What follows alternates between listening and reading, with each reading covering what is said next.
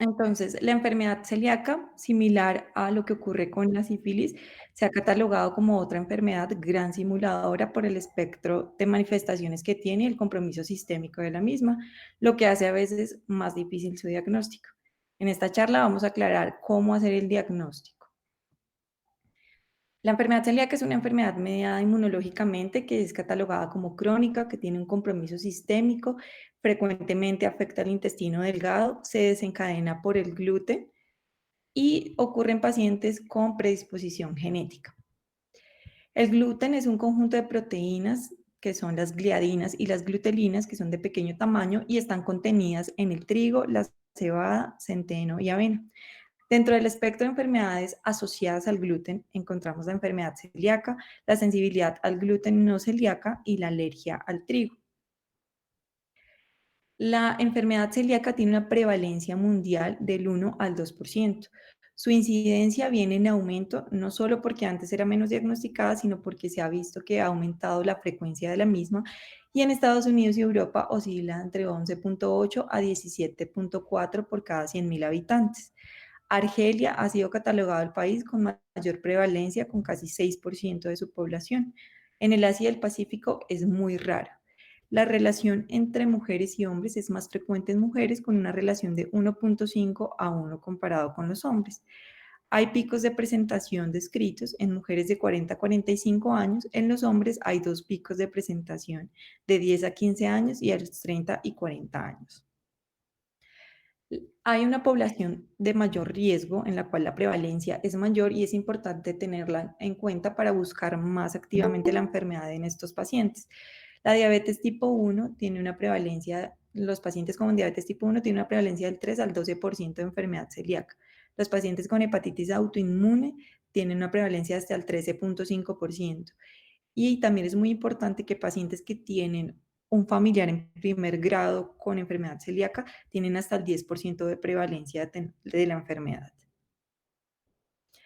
El impacto de esta enfermedad es muy importante porque hay un gran deterioro de la calidad de vida, porque su demora en el diagnóstico hace más frecuente asociado presentaciones de linfoma de célula T, adenocarcinomas de tracto gastrointestinal, principalmente intestino delgado, y se ha descrito que estos pacientes no diagnosticados en largos periodos de tiempo pueden llevar a mayor mortalidad.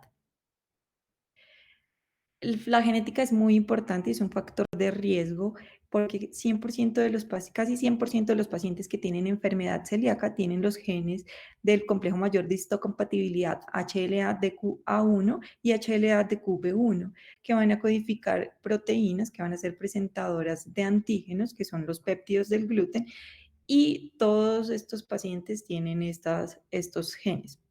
Sin embargo, 40% de la población mundial son portadores de estos genes y no todos van a desarrollar la enfermedad. Entonces es muy importante entender que esta es una causa necesaria, pero no es suficiente para el desarrollo de la enfermedad.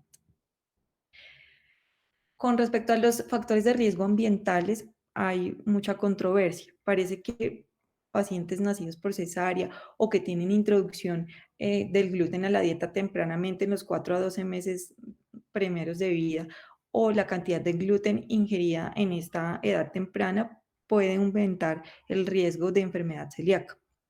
Infecciones gastrointestinales como rotavirus y campylobacter se han visto asociados a mayor frecuencia de la enfermedad. El uso de inhibidores de bomba de protones es muy controvertido también. Y pacientes que tienen Helicobacter pylori tienen menos presentación de esta enfermedad. No es claro si disminuye el riesgo. La microbiota en modelos animales se ha documentado que pueden mejorar o empeorar la respuesta inmunológica de estos pacientes con enfermedad celíaca. Por ejemplo, pues también tiene un impacto importante. En cuanto a la patofisiología, este esquema acá se ve representada la barrera intestinal, la gliadina, que es un péptido del gluten, acá vemos los fragmentos, incrementa por sí sola en cualquier persona la permeabilidad de la barrera intestinal. Entonces, estos péptidos van a pasar de manera paracelular o incluso de manera transcelular en células que expresan un receptor que se llama CD71. Y la transglutaminasa es una enzima que va a actuar sobre estos péptidos para deamidarlas y se va a convertir eventualmente en un autoantígeno de la enfermedad. Entonces, acá vemos cómo la exposición a los péptidos incrementa la liberación en los pacientes susceptibles de interleuquina 15.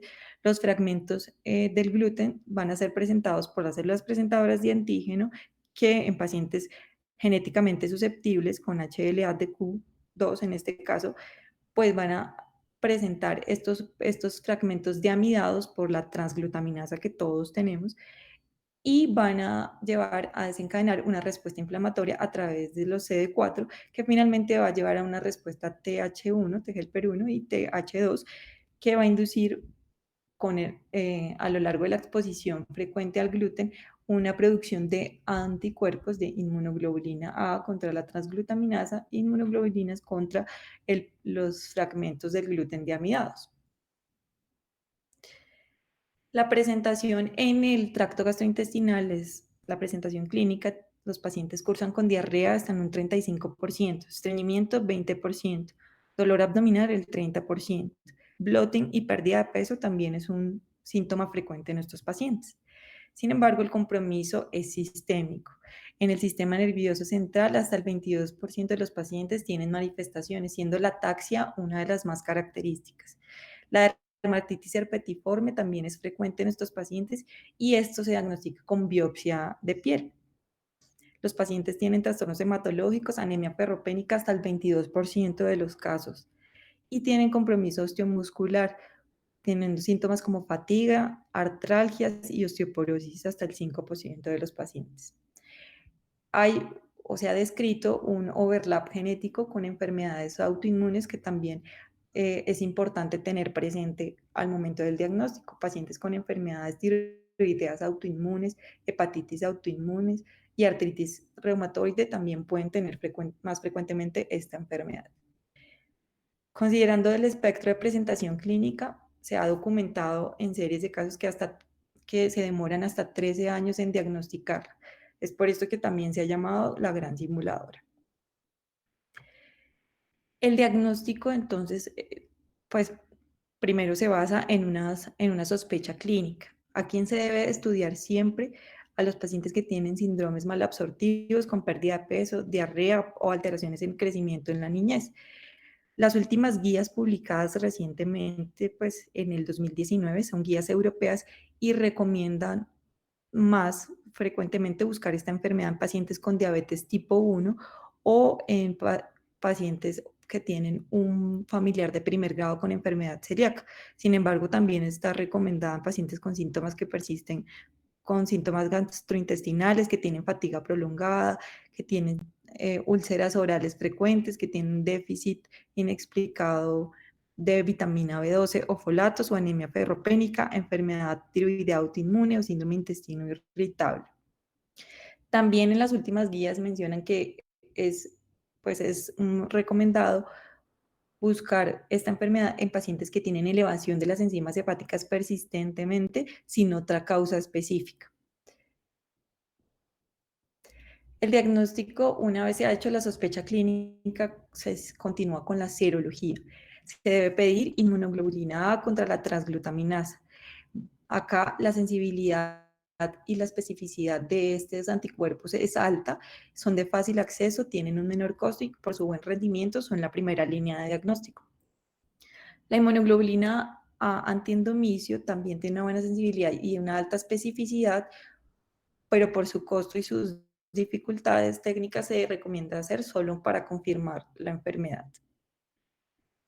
Es importante tomar a los pacientes inmunoglobulina A total porque hasta el 2 al 3% tienen déficit de la inmunoglobulina A total y por ende pues no va a ser útil la inmunoglobulina contra la transglutaminasa.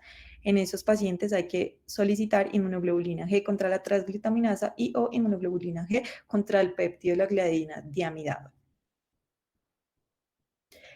Hasta el 6 al 22% de los pacientes pueden cursar con una enfermedad celíaca cero negativa. El diagnóstico endoscópico es una visión del duodeno que puede ser normal hasta en un tercio de los pacientes. Los hallazgos más frecuentemente descritos en las endoscopias a nivel duodenal son fisuras, mucosa duodenal nodular y fenestrada, Acá presentación en mosaico, que es una presentación nodular con fisuras asociadas. Sin embargo, estos hallazgos tienen baja sensibilidad y baja especificidad. Por ende, cuando hay una sospecha clínica y una serología positiva, hay que tomar biopsias del duodeno. Se recomiendan las últimas guías por lo menos 4 de la segunda porción del duodeno y aumenta el rendimiento diagnóstico tomar 2 adicionales del bulbo. A nivel histológico, los criterios utilizados son los de Marsh modificados, que evalúan básicamente la arquitectura, la relación de las vellosidades con respecto a las criptas y los linfocitos intraepiteliales con respecto al número total de células epiteliales vistas en la histología. Entonces, los pacientes o la clasificación histológica Marsh 0 es una mucosa normal con una relación vellosidad-cripta de 3 a 1, que es lo usual.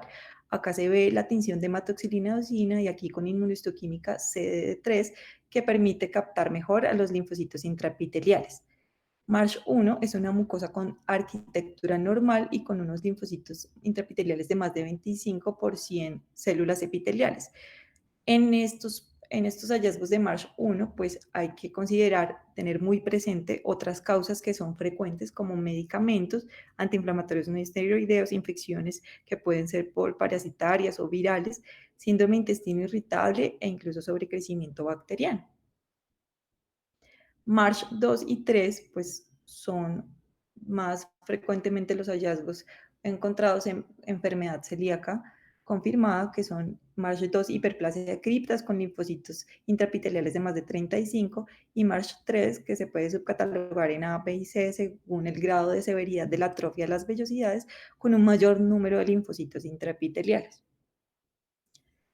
El algoritmo para hacer el diagnóstico de la enfermedad celíaca se empieza con la sospecha clínica, posteriormente con las inmunoglobulinas A total y contra la transglutaminasa.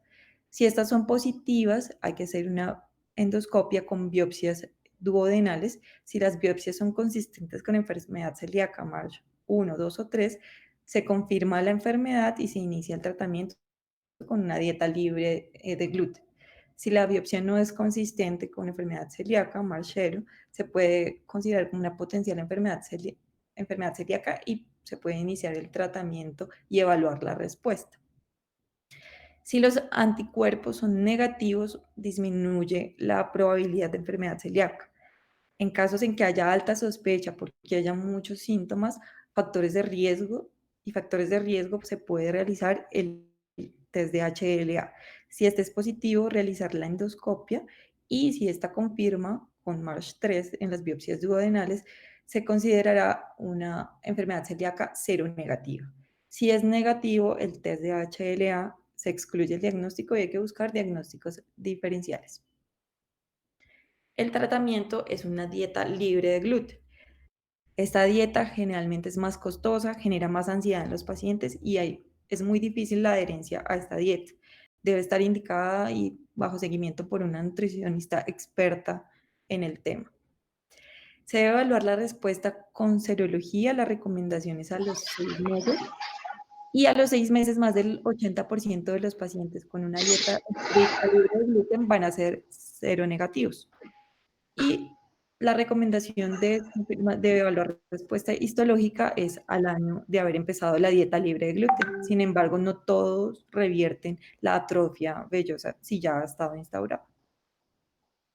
Cuando no hay respuesta a la dieta, que esto puede ocurrir hasta en el 20% de los pacientes, se debe considerar, uno, que sea un diagnóstico incorrecto y que se trate de una sensibilidad al gluten no celíaca o una atrofia vellosa seronegativa, que dentro de la dieta se haya pasado inadvertidamente la exposición al gluten o que tenga condiciones adicionales que también es muy frecuente en estos pacientes como síndrome de intestino irritable, sobrecrecimiento bacteriano, intolerancia a la lactosa, insuficiencia pancreática exocrina y colitis microscópica dentro de las condiciones más frecuentemente encontradas.